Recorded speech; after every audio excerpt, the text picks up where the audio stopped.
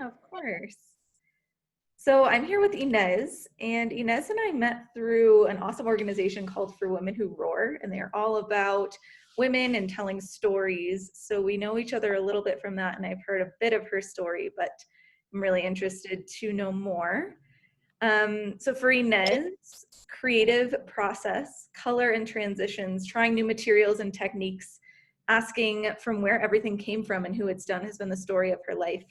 When she was 19, she was sick with an eating disorder, and after a year of going through the worst time in her life, she entered rehab, and it's been almost 10 years since that happened. And through those 10 years, she has learned to love and understand her body just as it is, beautiful, imperfect, unique, incredible, wise, and strong.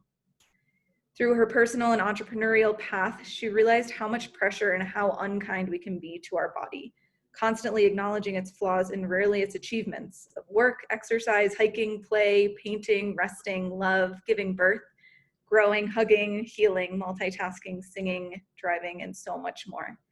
When she acknowledges and thanks her body for all the amazing little and big things it does, she frees herself and enjoys it a lot more. Now that she's starting to share her story and knowledge so that more women can learn to love and enjoy freely in their bodies. And I think so many women, myself included, can really, really relate to that story. I had goosebumps when I was going through your bio. So thank you so much for being here, and I will pass it over to you. Well, thank you, Mia. So it's really special for me to share my story. I know that most women, if not every single woman, has doubts about their body, their image, since we are very little and through most of our lives. And so thank you everyone for joining us and for taking 10 minutes of your time to learn these techniques I have developed during all these years. So, well, first, as women, our bodies change through our life, from our little girl body to our teenage body to our 20s, 30s bodies, our pregnant body after giving birth, during a medical treatment, after surgery, and during our cycle. So there's a lot of changes in our body. And usually instead of understanding them and loving them, we tend to judge and doubt our body by saying things like, it's not flat enough, it's not strong enough, I don't look like the women on the pictures, I'm skipping the pool party. So all those times that we judge ourselves and we skip things in our lives just because we are so aware of what my people are saying and what we are saying to our body. So does this sound familiar? Yeah. Okay, so my first turnaround would be loving our body is understanding that it is imperfect, it is unique, it's beautiful, it's incredibly wise and strong, just as it is. So even if I have two sisters and the three of us, our bodies are different. We might look a little alike, but our bodies are different. Our heights, our sizes, we're all different. So it's completely normal that you are different from your friends, you're different from your aunts, you're different from the women on the magazines. So understanding that our body is really unique, it's very special. And the second turnaround is that I would like that in your journal or post-it or whatever you have, I want you to write down 5 things you don't like about your body and 5 things you love to do.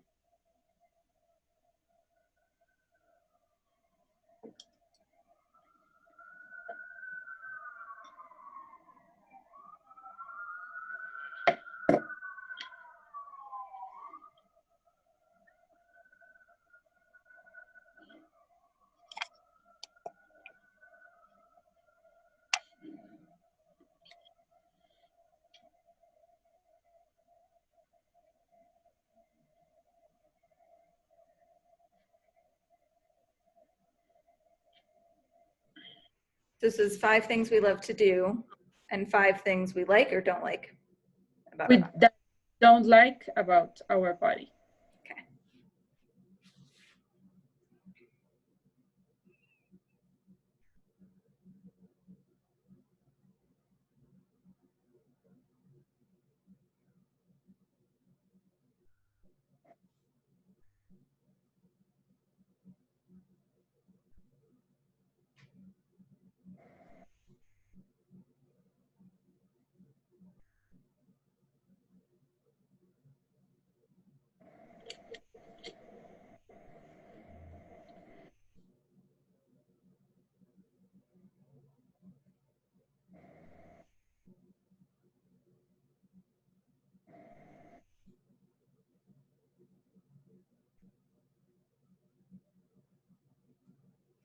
Okay.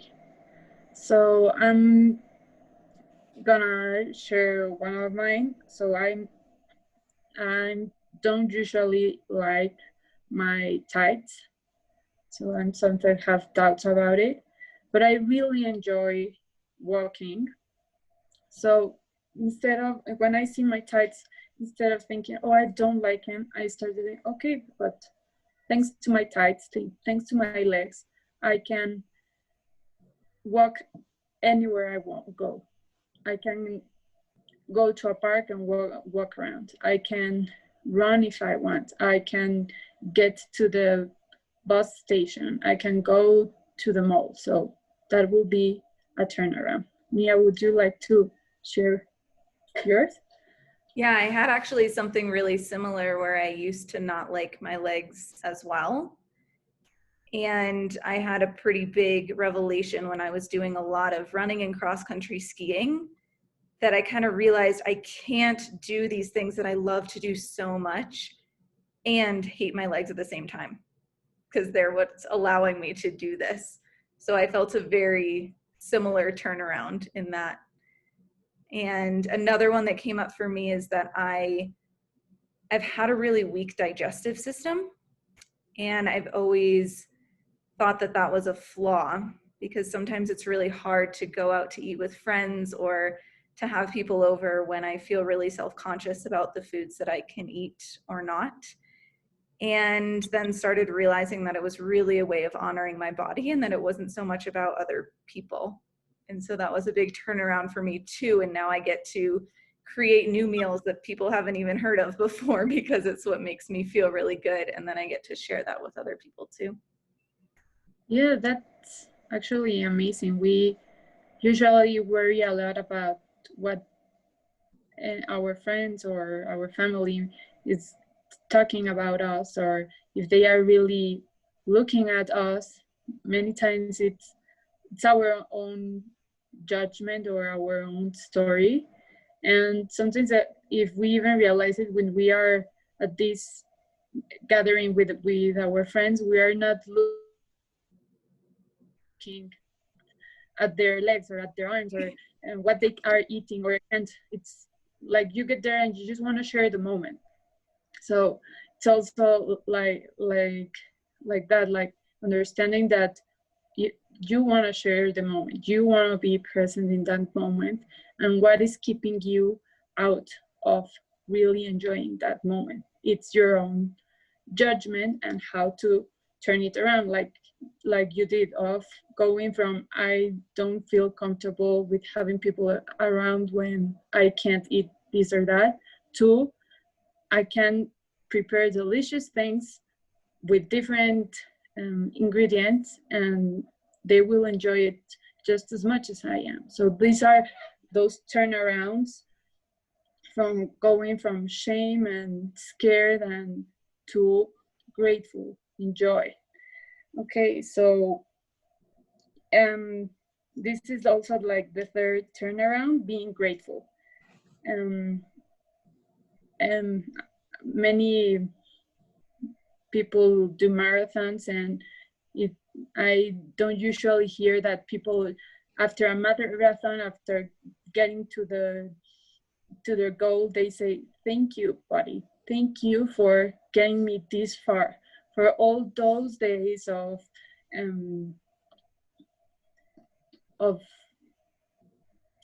I just forgot the word. Like, Of preparing, of previous exercising, and to get me here. Thank you, Hans, for this very creative moment where I just painted these amazing things. I draw these beautiful things. I wrote this poem. Thank you for translating my thoughts into paper, or my so this is how I would go. Or from I went down in our belly, our from going that of it's not flat enough, it's not good enough, to okay, so I had children, and I really love my children, and thank you for for the, for letting them grow inside me, and then I could enjoy them outside and see them grow. And so this is how now I work every time I'm starting to doubt myself, or when the women around me are telling me, how could you go from an eating disorder and being in a very dark place from with your body to really enjoy it and love it, and um, enjoy it, love it, and all being grateful and of it. So this is my exercise, these turnarounds, and help you through your routines too. thank you so much, Ines. That was beautiful. So when you say, when you feel like you're starting to doubt yourself, do you go through these kind of 3 steps in a row? Like you'll journal them out, or what is your process of going through them? Yeah, I journal them. I do, especially during this time of the pandemic time. Like I usually have a journal next to me. But on situations when I'm at a pool party, or I'm not gathering with friends, or when I don't have a pen or a paper available, maybe I just go away a little bit, 5 minutes, and okay, what is going on? Why am I feeling this anxious? Okay, it's because I feel my dress is too tight, and I don't look well. And no, I actually really like this dress.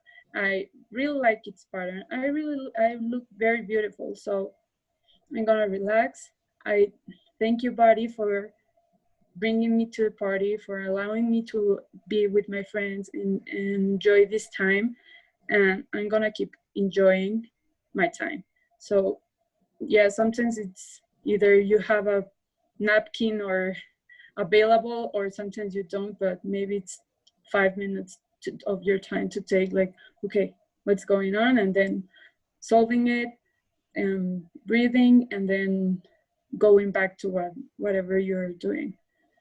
That's beautiful. I love this exercise because I feel like when you can really extend, like you could journal these for 2-3 hours, or you could do it in 10 seconds and just kind of run yourself through, like, kind of how I'm hearing it, if it's right, thinking of your body is understanding that it's imperfect and unique and different, and then reminding yourself the pieces that you're not liking, but what you love to do and what that's allowing you to do, and then having gratitude for the things that you're able to do and what it's allowing you to do in your life.